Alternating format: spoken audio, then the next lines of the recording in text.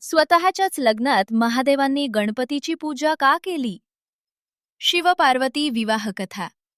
हिमालय राजाच्या राजवाड्यात भगवान शिव आणि देवी पार्वतीचा भव्य विवाह सोहळा सुरू होता. त्रिभुवनातील सर्व देवी देवता आणि ऋषीमुनी उपस्थित होते.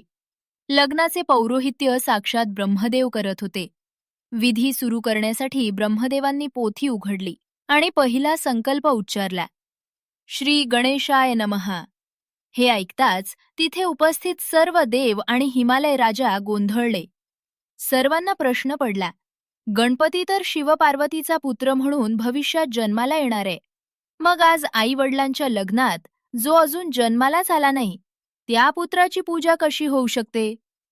काही देवतांना ही विसंगती वाटली. देवतांचा हा संभ्रम पाहून त्रिकालदर्शी भगवान शंकरांनी स्मितहास्य केले आणि एक महान सत्य सांगितले.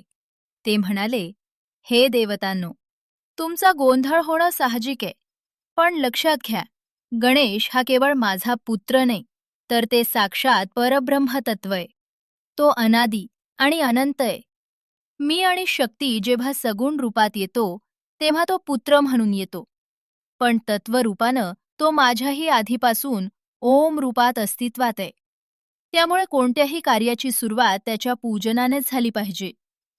शंकरांचं हे बोलणं ऐकून सर्वांचं समाधान झाले. गणपती हे केवळ एक शरीर नसून ती एक विश्वव्यापक शक्ती आहे, हे सर्वांना समजले. त्यानंतर शिव आणि पार्वतीनं डोळे मिटून त्या निराकार गणेशाचं ध्यान केले. तिथे एक दिव्य तेजोमय प्रकाश प्रकट झाला. भगवान शंकरांनी त्या तेजाची विघ्नहर्ता म्हणून पूजा केली आणि त्यानंतरच विवाह सोहळा निर्विघ्नपणे पार पडला. शिवपुराणातील ही कथा सांगते की परमात्मा हा काळाशा आणि नात्यांच्या पलीकडे असतो. वैदिक विधीनुसार नांदी श्राद्ध आणि गणेश पूजन विवाहाच्या सुरुवातीला अनिवार्य असते. म्हणूनच शिवाने परब्रह्मरूपी गणेशाचे पूजन केले. भक्तांनो, ही माहिती तुम्हाला कशी वाटली? आवडली असेल तर व्हिडिओला लाईक करा, जास्तीत जास्त शेअर करा आणि अशा सुंदर कथांसाठी आपल्या भक्ती विजय चॅनलला सबस्क्राईब करायला विसरू नका. भेटूया पुढच्या व्हिडिओमध्ये. ओम नमः शिवाय.